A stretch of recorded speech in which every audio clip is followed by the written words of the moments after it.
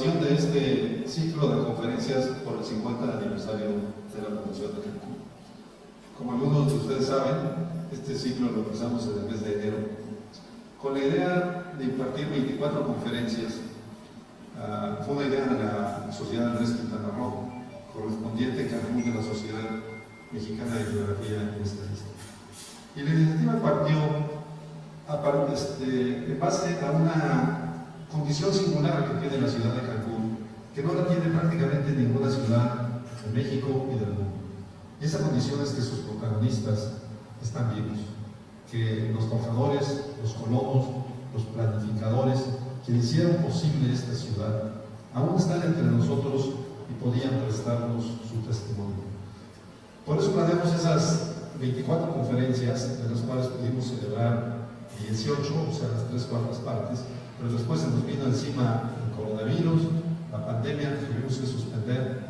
Sin embargo, estamos decididos a no dejar pasar esta oportunidad, que también es única, también es singular, que es el 50 aniversario de la ciudad, y por eso decidimos concluir el ciclo. Ahora que estamos en semáforo amarillo, esperemos que nos den 6 semanas más de paz y tranquilidad para que podamos concluir el ciclo completo.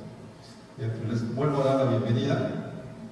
Estamos transmitiendo esta sesión por Zoom, la estamos transmitiendo también por Facebook Live y la estamos transmitiendo por nuestro canal de YouTube. La mecánica de la sesión va a ser, yo voy a hacer en estos momentos la presentación de nuestro expositor, después él va a hacer uso de la palabra, y si alguno de los presentes o alguna de las gentes que nos está viendo por virtualmente, por los medios electrónicos, si tiene alguna pregunta, por favor que la formule. Al final me van a pasar esas preguntas a mí para que yo se las haga a nuestro invitado. Bien, en 1985 publiqué una crónica que algunos de ustedes deben conocer, Cancún, Fantasía de Banqueros, sobre la Fundación de Cancún. En esa edición había una página en donde listábamos todos los hoteles que entonces existían en Cancún.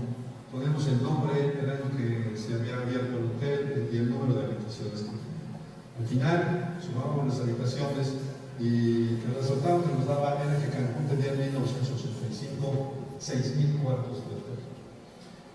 Si yo hubiera escrito ese libro 5 años después, hubieran necesitado más de una página, hubieran necesitado 3 páginas y la suma de cuartos hubiera sido de 19. En 5 años, Cancún pasó de tener 6,000 cuartos de hotel a tener 19. Ha sido el crecimiento más acelerado, el crecimiento explosivo, exponencial, el término que ustedes quieran usar, más dinámico y que se ha dado en cualquier centro turístico de México. A la ciudad le pasó más o menos lo mismo. No hay los exactos, pero la ciudad brincó de tener 40,000 habitantes más o menos en 1985 a 130 tantos mil en 1990. Es decir, también uno de los artífices, de los testigos presenciales y de los protagonistas de ese proceso acelerado de crecimiento de Cancún, que lo convirtió de ser el tercer destino turístico nacional a ser el primer destino turístico en México y en toda Latinoamérica, es nuestro invitado de hoy, a quien le pido que le demos la bienvenida al doctor Emilio Ruiz.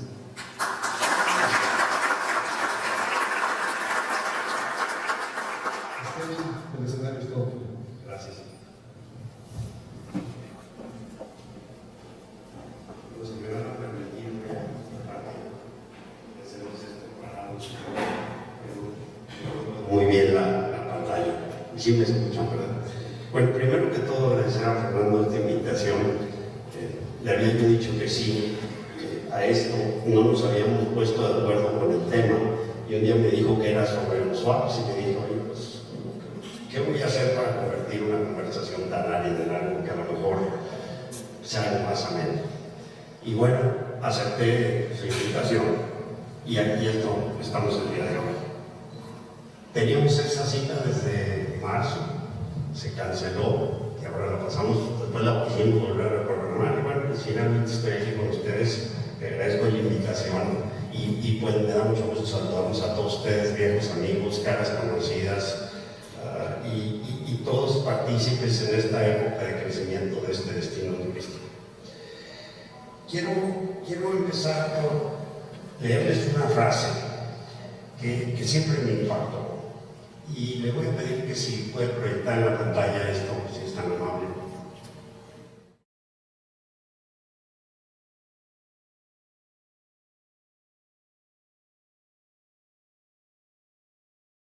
El principal destino turístico de México, gracias al esfuerzo, patriotismo, creatividad, alegría y ingenio de sus héroes anónimos. Y esta es una frase de Alfonso Covarrubias en su libro Historias de Cancún. Después de haber leído el libro, que lo he leído muchas veces, pensé que hay muchos héroes anónimos en la historia de esta ciudad. Y como no los puedo citar a todos, y como no los puedo traer a todos, y algunos de ustedes, muchos los conocen, quise yo empezar por traerles dos que yo conocí, que fueron mis amigos y que compartimos mucho del trabajo que se hizo en el principio en Cancún. Por favor, la siguiente.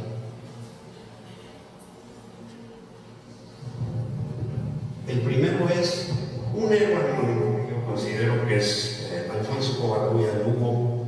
Muchos de ustedes lo conocieron. Fue un ingeniero civil que conocí en la escuela, fue mi compadre, fue mi amigo.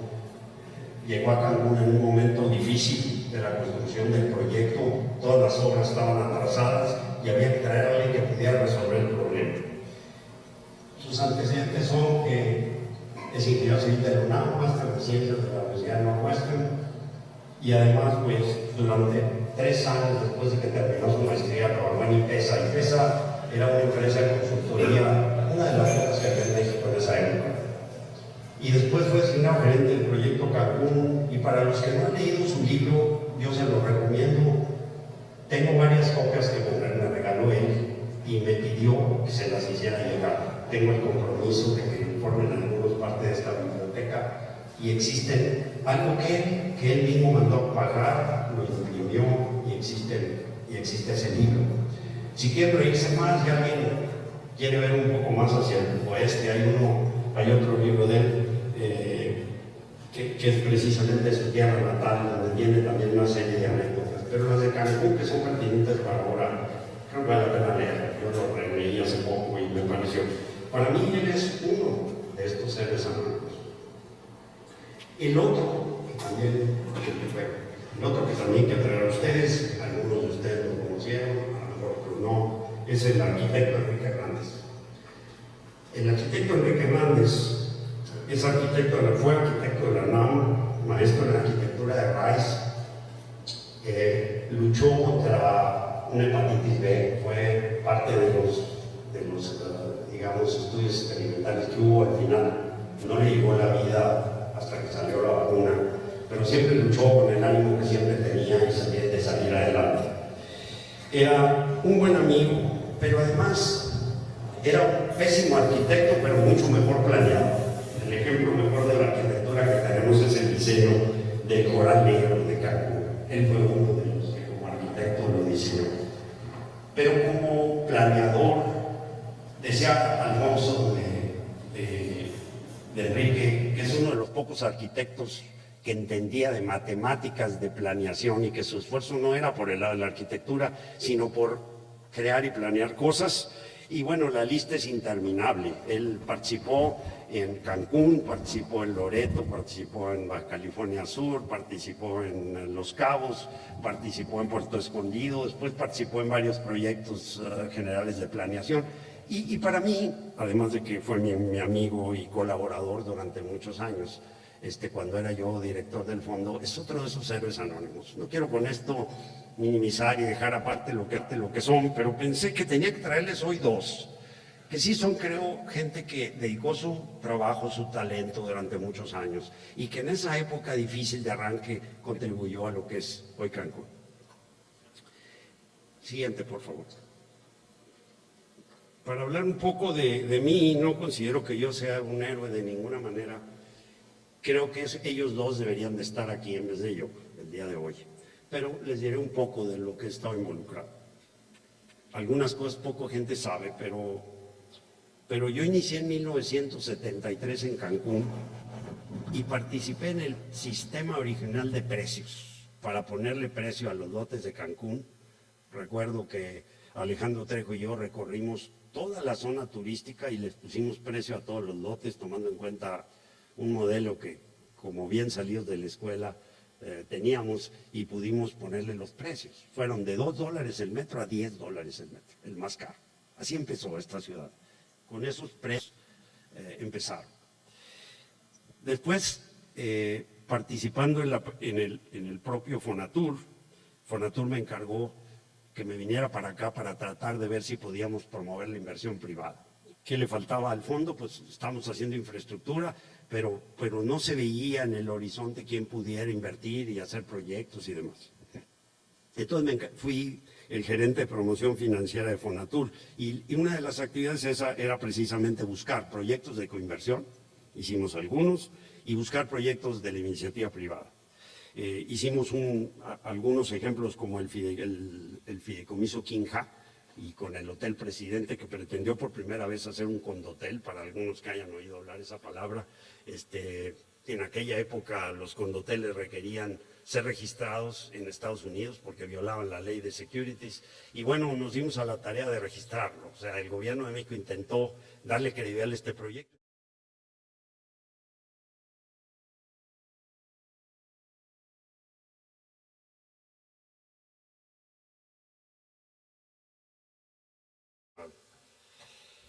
Entonces decía yo que esos años fueron precisamente tratar de promover la inversión privada para el centro turístico. Después no les gustó mi trabajo, yo creo, porque a los 2 años me mandaron a manejar hoteles, me designaron director ejecutivo de Nacional Hotelera. Nacional Hotelera era una empresa del Estado, de hecho era de Fonatur en esa época. Y bueno, tenía una serie de problemas y acabé yo tratando de poner ahí mi granito de arena. Después se acabó el sexenio, pasé a la Secretaría de Turismo, fui director general de planeación de la Secretaría de Turismo cuando el licenciado Enríquez era el subsecretario. Y finalmente en 1982 me designaron director general de Fonatur nacional y estuve a cargo pues de todas las actividades del fondo. Algunas de las cosas que voy a repetir es muy seguro que algunos de ustedes sepan, pero bueno, para darle un poco de contexto voy a tratar de ser rápido también. Por favor, la siguiente. El Fondo Nacional de Turismo en esa época era un fideicomiso y yo puedo decirles que en ese año el fideicomiso casi lo inventamos porque el fideicomiso no se utilizaba para otras cosas.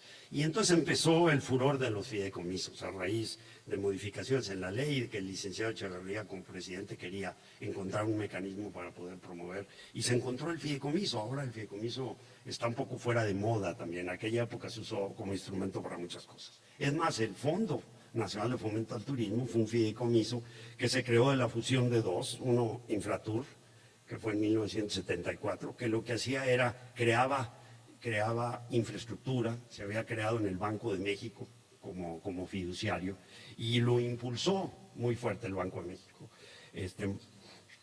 Fernando escribió todo un libro de la fantasía de banqueros, todo proviene precisamente de aquellos funcionarios del Banco de México que tuvieron una visión distinta respecto de lo que la actividad turística pudiera ser. Y fueron los que pues impulsaron ahí. Precisamente primero la Infratur. Fogatur era un fideicomiso medio abandonado, daba 2, 3 créditos, estaba Nacional Financiera, y un día, bueno, pues se cambió la ley, se fusionaron y se creó precisamente en 1974, en lo que es hoy Fonatur, que existe hasta hoy en día. Tenía 3 programas. Fonatur en esa época era un organismo distinto al que es ahora. Yo la verdad es que últimamente no les he seguido mucho la pista de lo que hacen, pero en ese tiempo eran 3. Los desarrollos de centros turísticos integralmente planeados, que es lo primero que está ahí, el punto número 1. El fomento a la afluencia del turismo. ¿Qué indicaba eso? Que teníamos que promover también la afluencia turística, no solo era hacer calles y caminos o promover la inversión. Tercero, teníamos que invertir en planta y en edificación, porque si no los centros turísticos no despegaban, es decir, había una masa crítica que había que hacer. Y finalmente pues se necesitaba dinero para financiar las actividades tanto de los hoteles que se promovieron como de los particulares. Y entonces la actividad del Fondo Nacional de Fomento al Turismo en términos de financiamiento pues también fue un papel muy relevante. Estas 4 actividades pudieron crear lo que hoy es y fueron los centros turísticos integrales y mucha de la actividad de financiamiento de la oferta turística. En esos años se financiaron muchísimos hoteles, no nada más en Cancún y no nada más en los CIPS, sino también en muchas de las ciudades turísticas mexicanas y algunas de las regiones menos conocidas de México. Y durante ese tiempo ese programa tenía las aportaciones que al final era algo, nos daba del presupuesto del gobierno federal. Vendíamos lo que podíamos urbanizar. Y tercero, teníamos créditos de 2 organismos muy importantes, el Banco Mundial y el Banco Interamericano de Desarrollo. En esa época esos organismos prestaron, y han oído ustedes seguramente, ya han leído historias de por qué el BID no prestó aquí, por qué el Banco Mundial sí, en fin, hubo sus anécdotas. Al final los 2 prestaron, unos en un lado y otros en el otro, y siempre pues Fonatur tuvo un contacto muy directo con esos organismos y fueron, yo creo, cruciales en todo lo que fue el arranque de cómo estaba el fondo, qué recursos tenía, para qué servía. ¿Okay? Bien, por favor, el siguiente. Ya quiero irme rápido porque tengo que llegar precisamente a la materia de hoy, si no, Fernando va a decirme, oye, ¿para qué te mandé el tema? Pero bueno, en 1980, para situarnos un poquito en el tiempo, ya existían 4 centros turísticos y 2 que ya se habían identificado. Algunos de ustedes obviamente pues los conocemos. El principal era Cancún, era un centro en expansión. Estábamos haciendo la infraestructura de la segunda etapa, llegaba hasta el Sheraton, todavía le faltaba la segunda. Había necesidades de crecimiento urbano de múltiples. Había necesidad de diversificar y fomentar distintos servicios. Había que aprovechar la capacidad náutica y el potencial náutico, y entonces pensamos y soñamos en otro tipo de Puerto Cancún. No es este que está aquí, tengo que ser muy claro, no es ese. Y 4,000 cuartos teníamos en esa época con 500,000 de visitantes. Ixtapa era el otro centro y alguien decía, bueno, oye, ¿y para qué vas a hacer o desarrollar otros centros turísticos y por qué no le dedicas tiempo? Y hubo discusiones de por qué no dedicamos todo a uno o a otro. Al final teníamos Ixtapa, que tenía 1,700 cuartos, como ven allí 200,000 habitantes, las necesidades eran parecidas. Empezaba la conquista de la Baja California. Entendamos que el instrumento del turismo ha servido y ha sido muy importante para colonizar 2 territorios de este país. Sin el turismo, sin la labor de Fonatur, ni este sería Estado ni Baja California tendría los 2. Entonces, ese fue el significado de la actividad que tuvo el fondo en esos momentos. Teníamos el proyecto de San José del Cabo, teníamos a Loreto y Puerto Escondido de Baja California. Me dice, bueno, ¿y eso qué es? Pues es un desarrollo que está a la mitad de la Baja, que en ese tiempo tenía mucho potencial de desarrollo náutico y que se gastó y se invirtió en infraestructura para poderlo hacer. Había Puerto Escondido, Oaxaca, y dicen, oye, pero ¿y ese Puerto Escondido? Y pues hoy Puerto Escondido, Oaxaca es el lugar de todos los surfers. Ahora todo el mundo vaya a surfear. Y ahora es muy conocido y ha crecido. Y bueno, de algo sirvió el fideicomiso Puerto Escondido, que también Fonatur apoyó y impulsó en esa época. Y luego, pues, al final Bahías de Huatulco, que fue la responsabilidad que yo tuve cuando entré director de Fonatur, y fue un nuevo centro que iniciamos la planeación desde cero, construimos toda la infraestructura, desarrollamos 5 hoteles, lo dejamos con 2,000 cuartos, creamos una ciudad. Y bueno, ese ejercicio hoy se dice fácil. Y muchas veces pregunta a la gente, bueno, ¿y por qué Fonatur y por qué debería seguir haciendo? Pues en ese tiempo había, para crear un centro integralmente planeado como el que estaba, había que hacerle de todo. Todo el dinero no venía de la CFE, ni venía del Seguro Social, ni venía venía todas de los fondos que el propio Fonatur consiguió. Y para poder hacer un aeropuerto había que hacer la pista, y había que hacer la terminal, y había que entregársela a comunicaciones para que la operara, había que hacer la línea de electricidad principal, había que hacer las principales avenidas, había que urbanizar la primera urbanización, había que crear escuelas, había que crear el gobierno, había que crear muchas cosas. Muchos de ustedes participaron en ese tiempo, en lo que fue crear esta ciudad, y muchos llegaron, Fonatur ayudó al primer presidente municipal, a la creación del primer gobierno, y toda esa fue una labor que hizo el fondo pues con muchísimo esfuerzo y con la gente que pudo conseguir. Y entonces había ingenieros y economistas, tenemos algunos ilustres, Pedro Aspe fue economista de Fonatur, por nombrar alguno, había un grupo bueno de economistas, había un grupo bueno de planeadores, ya les presenté a alguno, había ingenieros que más o menos tenían idea de lo que había que hacer, les presenté a otro. Y había también gente en desarrollo de la comunidad, gente que participó en programas muy importantes para poder hacer que el inicio de esta ciudad funcionara. Y ese es el legado que yo creo dejaron todos estos héroes anónimos en la fundación de esto. Bien,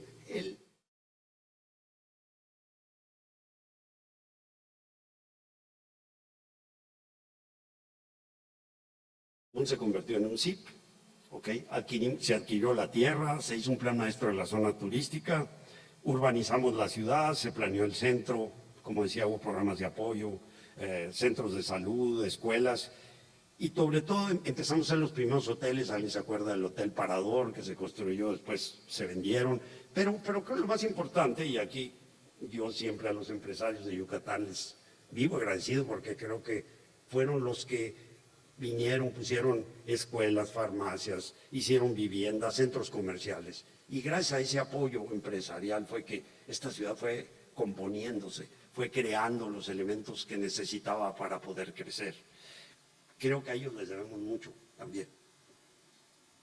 Y bueno, lo que tuvimos que hacer para crear y convertir inversionistas, no había gente que tuviera confianza. El fondo no tenía un track record, nadie sabía si íbamos a acabar igual que otros experimentos que había habido en el gobierno de Echeverría, que no tuvieron al final el resultado.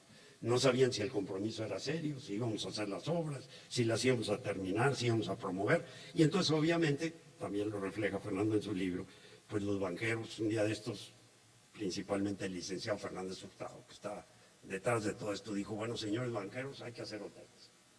Y a raíz de esa instrucción, se promovieron varios. Se promovió, por ejemplo, el Hotel Presidente que hizo Banamex. Ya tenía una cadena y le dijeron, maestro, te torcemos la mano un poquito, pero lo tienes que hacer. Después se hizo el Cancún Caribe, y el Cancún Caribe le dijeron a 8 o a 10 banqueros, le dijo, pongan $1 millón cada uno para que podamos completar y terminar esto. Y así fue como se creó ese hotel también. Había habido algunos de la iniciativa privada y de las organizaciones sociales, ¿se acuerdan? El Albergue de la Juventud, la Casa Maya, el Hotel Playa Blanca, Calinda, el Hotel Dos Playas, que unos eran constructores, y eso fue el inicio de estos hotelitos que empezaron a crear un poco lo que fue pues el inicio del centro turístico. Era difícil conseguir, y era difícil darle las seguridades que los inversionistas en su época querían para venir a una aventura, porque esto era una aventura. Cancún no era conocido, existía allí, no sé en dónde, porque de nombre apenas empezaba, no había realmente un conocimiento. Hablaba alguien de Cancún y decía, bueno, oye, no, es de mujeres, ¿no? Era más conocido de mujeres que Cancún, al final de cuentas, no era nada. Todo esto evolucionó y vino entonces lo que yo considero un parteaguas de lo que pasó antes y lo que pasó después. Pues nada menos y nada más que el sexenio del licenciado López Portillo se terminó, descubrimos un montón de petróleo, vamos a administrar la abundancia, que fue otra de las frases famosas, y todo el mundo estaba entonces muy entusiasmado con el petróleo. Yo participé en misiones al Medio Oriente porque le teníamos ahora que hacer que los árabes vinieran e invirtieran con nosotros. A mí me tocó un par de misiones económicas en esa época. Y todo pensaba que el petróleo era lo que teníamos que hacer y había que sentarnos a administrar lo que teníamos. Desgraciadamente el gusto no duró mucho. La situación económica el mercado petrolero mundial se desplomó, se bajaron los precios, ¿ok? Y entonces vino una crisis de divisas muy fuerte en febrero de 1982, recordemos toda la devaluación del peso, y la inflación alcanzó el 100%. En esa situación estábamos. El presidente López Portillo, en una reacción creo equivocada, anunció la privatización de la banca 4 meses antes de que tomara el licenciado presidente de la Madrid. Y por tanto, pues la situación se le complicó a la deuda externa mexicana. Y la deuda externa mexicana no estaba en manos de las empresas del gobierno, la mayoría, y en el propio gobierno. Y de pronto, 54 empresas del sector público tuvieron problemas para pagar sus compromisos. No había divisas, había control de cambios y la situación se complicó. Entró el presidente de la Madrid y bueno, ahí con un conjunto de gentes que muy pensantes, muy conocedoras de la banca, pues se pusieron a trabajar y crearon un mecanismo que es el que voy a platicar ahorita, que se llama los swaps. Y ese mecanismo vino al final a corregir muchos de los problemas que en ese momento tenía el país. Y lo que hicieron fue renegociaron el perfil de la deuda para que se pudieran convertir los derechos de cobro en deuda pública privada primero y en capitalización de empresas. Y ese fue el objetivo de este programa. Ahí tengo un folleto que lo tengo un poco como reliquia porque es una copia del folleto que precisamente teníamos y que nos servía de guía para poderlo hacer. Adelante, por favor. Entonces, ¿qué fue lo que se hizo con este programa? Básicamente lo que se hizo es que mediante el swap se podía utilizar deuda del sector público y era del gobierno y sus organismos y empresas descentralizadas. Mencioné 54 porque esa era la lista y hoy en día las conocemos a todas, y existen Aeroméxico, Telmex, Nacional Hotelera, Petróleos Mexicanos, Nacional Financiera, todas esas empresas tenían este problema. Entonces se creó este programa nacional. Y esta deuda estaba en manos de la Banca Nacional y de la Internacional. Y entonces como se renegoció la deuda, entonces se pudieron utilizar para poderlo hacer. ¿Para qué servían los swaps? Servían para que los inversionistas extranjeros pudieran complementar una inversión en el país e iniciar una nueva sociedad o proyecto en todos los campos. Y no se aplicó exclusivamente al turismo. La condición era que no podían pagar con eso ninguna deuda al exterior. Lo que tenían que hacer era invertirlo en el país y pagarle a las sociedades nacionales para que pudieran hacerlo. Adelante, por favor.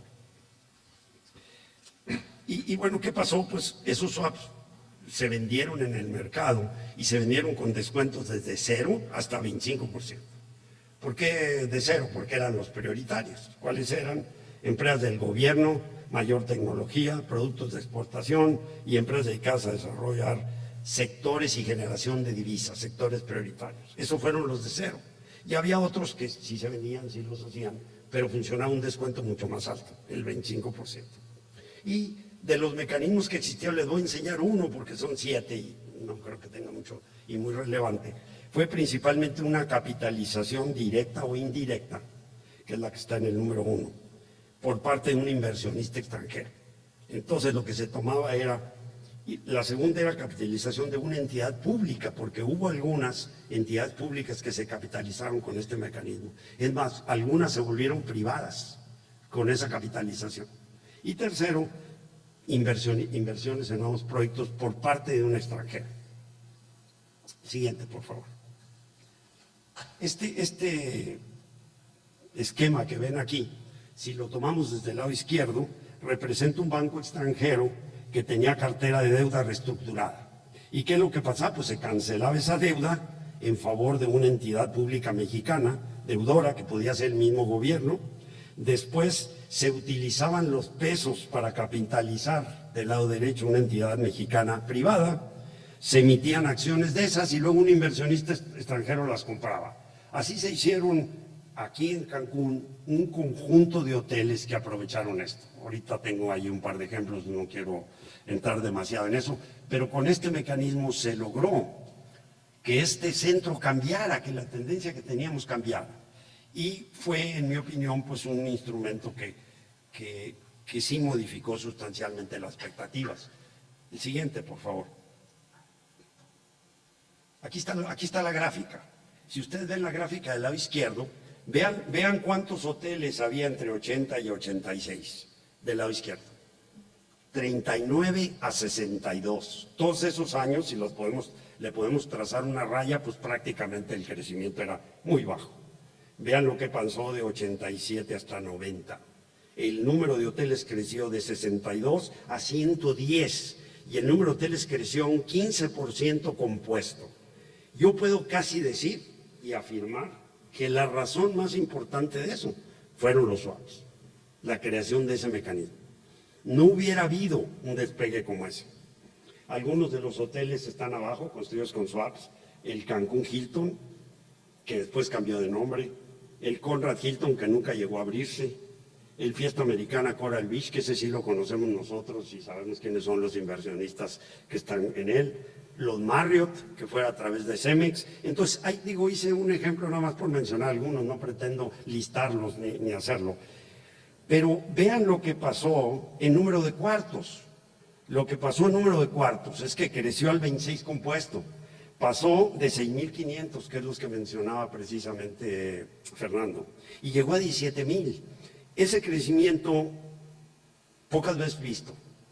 Ahora van a decirme, oye, pero ¿qué le pasó de 90 a 92? Pues ya entonces empezó otro problema, pero esa es otra materia de otro tema. Pero este fue el resultado de lo que fueron el efecto de los swaps. Y ese fue uno de los impulsos más fuertes que tuvo Cancún en esa época. Me pasa al siguiente, por favor. Y aquí está lo que pasó en términos de visitantes. Si ustedes ven del lado izquierdo, los años de la crisis, andábamos entre 500 y 800. Después llegó el Gilberto y nos dio una, por no decir, como buena mujer nos maltrató bastante, perdón, como buen huracán nos maltrató bastante. Y vean lo que pasó, perdimos cuartos.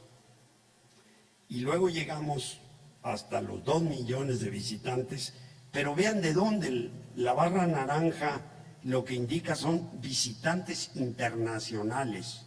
Este destino empezó a tener verdaderamente una proporción de internacionales a partir de Gilberto. Y vean las ocupaciones, cuando teníamos pocos cuartos, allá andábamos 60, 64, esta es la ocupación anual. Ya habíamos subido 81 a 72, por ahí nos habíamos mantenido con Gilberto, se desplomó a 56, pero ya cuando llegamos al 92, ya cuando llegamos a los cuartos, volvimos a recuperar esas ocupaciones del 75% anual. Y esto, créanme que se dice fácil, pero es verdaderamente difícil lograr que un centro turístico en ocupación promedio anual llegue a estos niveles. Yo creo que fue mucho, un conjunto de factores, no le niego a Cancún sus atractivos naturales, su posición dentro del mercado del Caribe, el posicionamiento de algunos como Cuba que se cerró, lo que ustedes quieran, pero al final de cuentas esto fue real y esto se dio. Y creo que fue pues precisamente un logro de lo que se inició en Cancún. Adelante, por favor. Y lo que yo siempre he sostenido, hoy no hay un centro turístico, hoy hay una región turística que ha sido motivo y propiciada por lo que Cancún originalmente se dio. Pero si la vemos del lado izquierdo, todo eso, todo Quintana Roo prácticamente es una región. Ya no es nada más Cancún y esta ciudad. Playa Mujeres y Punta Blanca, que ahora está expandiéndose, Cancún, Puerto Morelos, Acumal, Tulum. Ahora todo esto ya es toda una región, ya no la podemos separar una de otras, ya es toda. Y del lado derecho, pues vemos dónde andamos ya estamos llegando a los 87,000 cuartos, en 2018 llegamos, y creo que vamos ahora para los 100. Entonces, pues esto ha sido lo que Fonatur creó en su momento y la semilla de mucha gente que trabajó en este lugar y que logró precisamente que se llegara a esto. Por último, la última nada más. Y gracias a este impulso hemos podido llegar a donde hoy estamos. La región ya está acercando a los 100,000 y es el tercer destino en número de cuartos después de Las Vegas y Orlando. Pues esto tampoco es fácil, que fuera de Estados Unidos lo sea, ¿no?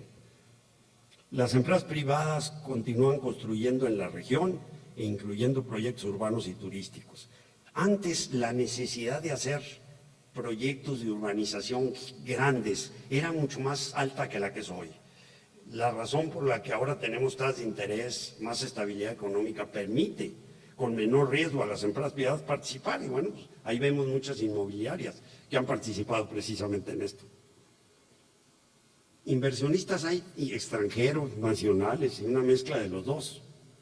Ahora ha habido críticas también a este modelo. A mí siempre me reclaman y me dicen, oye, pero que la ecología y una serie de cosas.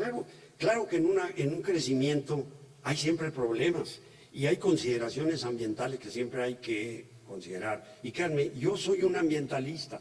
Yo soy uno de los pocos que verdaderamente cree que si no cuidamos el medio ambiente esto se va a acabar. Y que en vez de que esto siga siendo una fuente de riqueza para el futuro, lo vamos a acabar. No se puede simplemente abandonar. Ahora, el problema también es que hay muchas reglamentaciones. Por todos lados tenemos planes, tenemos todo tipo de reglamentaciones, pero al final no todo el mundo las respeta y no todo el mundo se sigue. Por ahí tendríamos que empezar, porque reglamentaciones hay suficientes, es más, excesivas en mi opinión, que tratan precisamente de proteger. Pero cuando alguien trata de hacer algo, esas se vuelven un problema. Y no digo que se eliminen, lo que digo es que hay que agilizarlas y hay que pensar también en el inversionista y buscar soluciones que sean congruentes. Faltan también programas para la comunidad. También hemos oído la crítica de que el desarrollo no es desigual, que solo los ricos son los que tienen, que solo los extranjeros son los que vienen y disfrutan, que solo los empresarios son los que ganan. Pues no es cierto. Hay mucha gente que gana de esto. Y hay muchos problemas sociales que las autoridades no resuelven y que sería su responsabilidad fundamental. No puede ser ni de Fonatur ni de una entidad federal, tiene que ser de los municipios, que son los gobernantes electos por el pueblo, los que tienen que resolver esos problemas, y pues muchas veces vemos que no. Y quiero terminar con ¿qué nos ha enseñado esta pandemia del COVID-19? Pues nos ha enseñado el panorama devastador que significa ver a Quintana Roo 1 o más días sin el turismo. El que no haya visto esas fotos se las recomiendo, porque verdaderamente es aterrador ver lo que vimos, ver lo que se creó y estar vacíos, y ver lo que está sucediendo sin turistas, pongámoslo así. Entonces este estado y toda su población depende de esto. Los gobiernos no han logrado diversificar, y decía, bueno, pues lo ideal hubiera que lo hubieran diversificado. Estoy de acuerdo, pero hoy vemos más que nunca que no es cierto. Después de que Fonatur creó esto, que lo creó en base a una actividad, que la actividad siguió a motor, pues ¿qué hemos hecho todos? Hemos seguido montados en el turismo y los que podemos aprovechar las oportunidades lo hemos hecho, pero no ha habido realmente un intento de hacer cambiar esa estrategia. Debería el gobierno de considerarla, en mi opinión. Muchas gracias a todos por...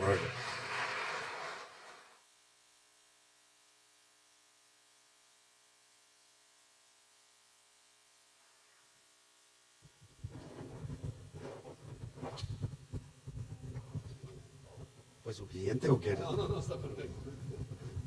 Pregunta el doctor si fue suficiente o quieren más. Estoy a sus órdenes. Bien, vamos a hacer algunas preguntas, me las van a pasar ahora. Mientras me las pasan, yo tengo una pregunta que te quisiera hacer, que es una inquietud que siempre he tenido.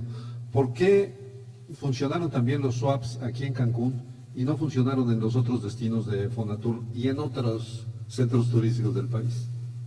Pues mira, no tengo evidencia clara de que no hayan funcionado en otros lados. Por ejemplo, Huatulco, no hubo en Huatulco en ese momento gente interesada. Hubo más gente interesada aquí. Al final es un problema de dónde ven los inversionistas riesgos, más aquí o más allá. Yo creo que fue eso. Funcionaron en otras dependencias de gobierno, ayudaron a muchas de las empresas públicas, que era el propósito fundamental. El propósito fundamental de los swap no nada más turístico, fue uno de los sectores que se aprovechó. Y no había tal vez en ese momento inversionistas en los otros que estuvieran listos para hacer lo que hubo con los que estuvieron aquí. Esa podría ser la explicación que yo tengo, no tengo evidencia tampoco de eso, de por qué no. Obviamente, en las condiciones actuales, un programa de swaps o de reconversión de deuda similar sería impensable, ¿no es así? Pues mira, yo no creo que estemos en las mismas condiciones que estamos. Recordemos que teníamos este control de cambios, teníamos 100% de inflación, teníamos un peso muy debilitado, teníamos una serie de condiciones que yo no creo que sean los que tenemos hoy. Hoy tenemos baja inflación, tasas de interés bajas, o sea, las condiciones económicas son distintas. Yo no creo que un programa tipo swap hoy en día funcione por esas circunstancias, ¿no? La deuda externa, pues la deuda externa se supone que está bien, está controlada. El gobierno no ha querido endeudarse más. A lo mejor para Pemex pudiera ser algo, porque lo que necesitan es capitalizar Pemex, pero el gobierno no creo que piense que a Pemex le debe entrar la inversión privada. Lo que le ha interesado siempre es que siga siendo una empresa pública, que siga siendo un motor del desarrollo. Entonces, pensar en que el Estado es el único que yo veo que puede capitalizar Pemex, inversionistas privados, no creo que se pueda, por la misma pensamiento del gobierno actual. Rocío Mena, una de las asistentes a la sesión, te pregunta, ¿cuáles son, en base a tu experiencia, cuáles son las actividades de diversificación que podríamos impulsar aprovechando la infraestructura existente? Pues esa es una pregunta bastante difícil. Creo que la hay. Creo que la parte agrícola es algo que se puede hacer. En la parte agrícola ha habido varios intentos. Desgraciadamente tampoco se prestan mucho las condiciones para hacer una gran producción agrícola. El comercio pudiera ser, maquilas y otro tipo de cosas que pudieran funcionar por la cercanía. Tal vez eso pudiera como plantarse, pero la verdad, te soy franco, no he hecho un análisis para poder decir en qué sectores. Yo creo que deben de buscarse. Y creo que sí, en un plan a largo plazo deberían de plantearse como una alternativa, que yo creo que la hay. Pues la pesca es otra, productos de la pesca, no sé si en las condiciones actuales se pueda, pero algunos de esos sectores deberían de poder ayudar a diversificar. Ahora, no es sencillo después de tener una concentración tan alta como la que tenemos, no lo veo yo como una cosa sencilla. Yo, aprovechando lo que estás diciendo, elaboré un texto en donde entrevisté, que se va a publicar pronto, en donde entrevisté a 24 protagonistas de la historia de Cancún, y varios de ellos me comentaban sobre la necesidad de que Cancún voltee hacia el campo que está alrededor y que cree una serie de desarrollos agropecuarios, básicamente agroindustriales, aprovechando las tecnologías que ahora existen, ¿no? Es decir, hay lugares como Israel que tienen condiciones muy parecidas climatológicas y que han logrado hacer en base a esa agricultura intensiva desarrollos importantes, ¿no? Lo digo porque me lo dijo, por ejemplo, un exgobernador, Miguel Borges, me lo dijo Priscila Sosa, la rectora de la Universidad del Caribe, me lo dijo incluso un hotelero como Alejandro Sosaya. Digo, es increíble que los alrededores de Cancún no produzcan nada, que simplemente sean terrenos ociosos y teniendo un mercado tan importante, porque ya no solamente es el mercado de los turistas, es el mercado de cerca de 1 millón de habitantes que viven en Cancún y que todo lo tenemos que traer desde la Ciudad de México. Yo coincido, yo creo que ahí hay una buena oportunidad. Tengo una pregunta aquí un poco larga del señor Miguel Ángel Lemus. Voy a leerla. Es corta, entonces. Dice, Cancún con 50 años de vida, como director de Fonatur, 35. No, Miguel Ángel, me tienes que ayudar, por favor.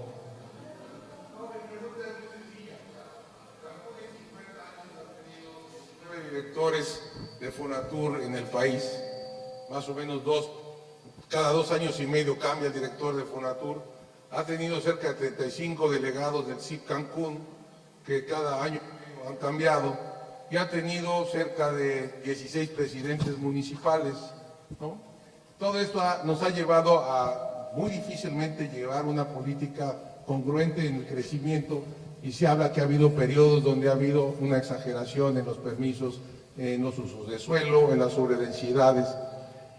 Y si seguimos así, creo que pues vamos a seguir con dos visiones diferentes. Mi pregunta sería, a lo mejor un tanto descabellada, ¿no sería posible dejar que Benito Juárez, ya que la zona hotelera de Cancún, que es la que genera los impuestos y la recaudación fuerte para mantener a un municipio que ya puede ser autosuficiente con la población que tiene, y dejar que Benito Juárez se maneje, Cancún se maneje de una forma independiente, y que lo que genera se reinvierte en infraestructura, en nuevas vialidades, en el puente que tanto hace falta, en el tren ligero, todo lo que le hace falta de infraestructura a nuestro Cancún para seguir compitiendo y que no se colapse lo que es la basura, etcétera.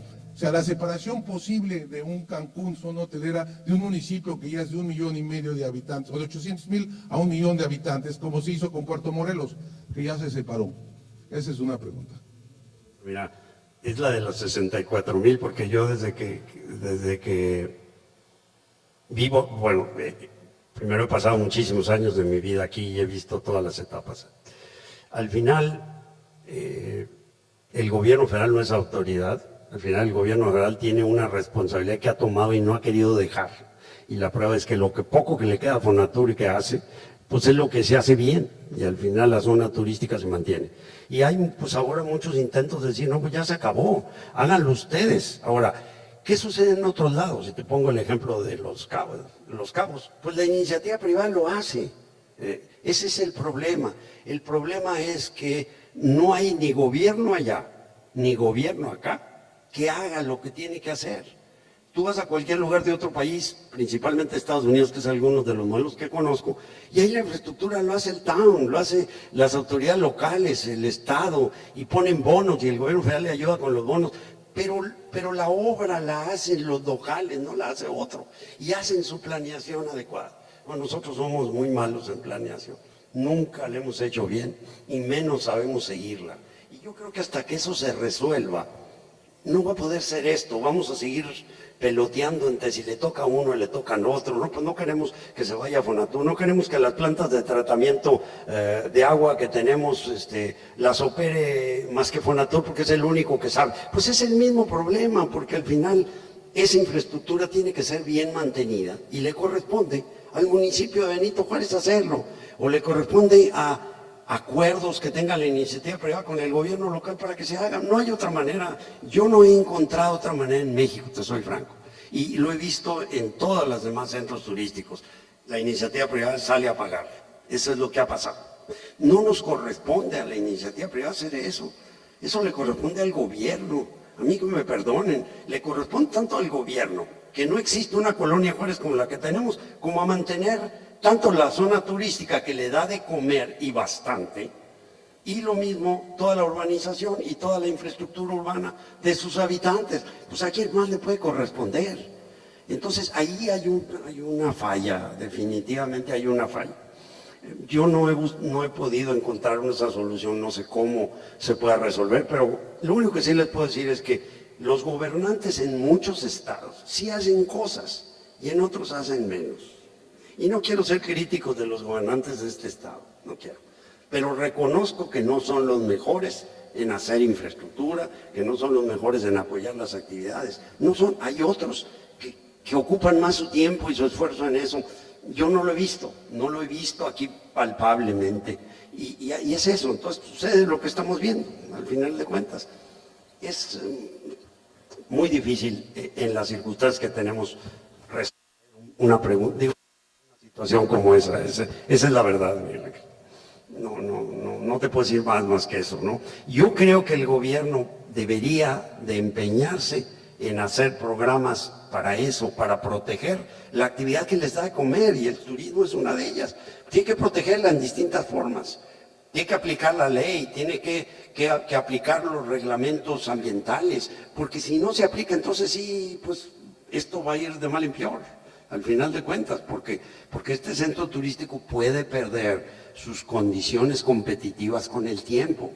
Recordemos que tenemos 50 años, los centros crecen, se vuelven viejos, los centros se vuelven viejos, y como todas las personas como nosotros nos volvemos viejos, entonces algo hay que hacer para renovarnos, y los centros turísticos hay que hacerlo también, y hay que meterle inversión, no hay manera de renovar. Vean qué nos pasó cuando Gilberto, pues todo el mundo metió dinero, renovamos. Nos pasó con Wilma, igual, pues todo el mundo tuvo que sacar de su bolsa para poder invertir, porque era la única manera.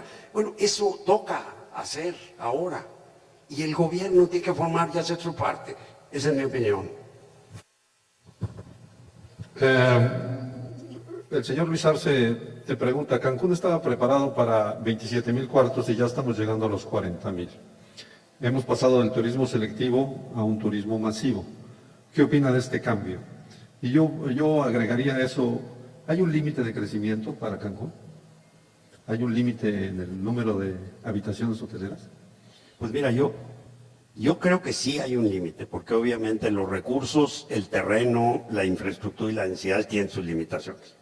La prueba está que cuando quieres hacer un proyecto, todo el mundo quiere 20 pisos, pero nadie se preocupa a ver dónde se trata el agua, a ver de dónde se extrae. Entonces, sí hay obviamente limitaciones a la infraestructura, y 40,000 cuartos ya son muchos para lo que es el Cancún propiamente. Ahora, si creces para el norte, pues allá hay otros, pues ya van en 25, creo que va a llegar a 50 para el norte. Pues, todo eso se tiene que alimentar de algún lado. Entonces sí hay limitaciones, tanto de energía eléctrica, de agua, bueno, pues tenemos que extraerla del subsuelo, porque no hay otra manera, los pozos no alcanzan, no hay por ahí. Lo tienes que sacar ahora de los pozos que te aprueban para poder tratar el agua. Con la electricidad lo puedes resolver, tienes que tratar tu agua negra también, porque eso es parte también de lo... Entonces ahora, pues también la iniciativa privada tiene que estar invirtiendo en eso, porque no puedes dejar que los mantos freáticos se contaminen, tienes que poner plantaciones inversa para desalar, hay demanda de la parte eléctrica, sí hay un límite, definitivamente que hay un límite. Ahora, a la segunda pregunta, si debe ser masivo o no es masivo, pues lo que pasa es que lo masivo depende precisamente de la escala, ¿no? Yo no puedo traer 25 millones de turistas de clase alta, porque pues, no van a poder llegar nunca. Entonces, si yo tengo 25 millones, pues tengo que turistas de todos. Ahora, yo no veo malo que haya turistas de todo, hay lugar para todo. Ahora ha ido creciendo el turismo de mayor nivel y hay inversionistas que le están metiendo ese sector. Tiene que haber, de alguna manera, un balance en términos de la oferta y la demanda, y hay inversionistas que hoy en día le están poniendo todavía eso. Hay hoy en día. Entonces, yo lo veo inevitable, no lo veo ni mal ni bien. Yo creo que el turismo es para todos, debe haber para todos. Lo mismo para el que tenga poco ingreso como para el que tenga mucho ingreso. Y pues habrá sus zonas y sus diferencias, pero tiene que haber para todos. No puede haber para más para un sector. Desde luego, cuando teníamos y había lo que se llama el sector de aventureros, pues esos en su momento nos pagaban $200. Esos mismos ahora nos pagan mucho menos, 90. Hemos perdido posicionamiento en ese sector, desde luego. Pero esos son exploradores, van a otro lado, hay que estudiar un poco las agrupaciones, pero en el fondo, mientras la oferta turística sea diversificada y llame a distintos elementos, yo lo veo bien. No veo por qué tenga que ser todo elitista. Yo sí lo veo bien. Tengo una pregunta que dice, ¿cuál es el significado de las siglas SWAP? SWAP en realidad es una palabra en inglés que significa Intercambio. Intercambio. Un swap es un intercambio. Sí, no son unas siglas. Bien, pues antes de despedir la transmisión, quiero decirles que vamos a seguir el próximo martes a las 19 horas. Tenemos otra cita, vamos a hacer la siguiente conferencia. Está muy complicado arreglar ahora con esto del COVID. Las comparecencias no estaban hoy en la mañana, todavía no teníamos confirmada la próxima conferencia. Si no logramos confirmarla, pues la voy a ofrecer yo, porque ahí estoy, precisamente me puse como comodín para cuando todos los demás fallaran. Es probable que el próximo martes pues me tengan que soportar la hora completa.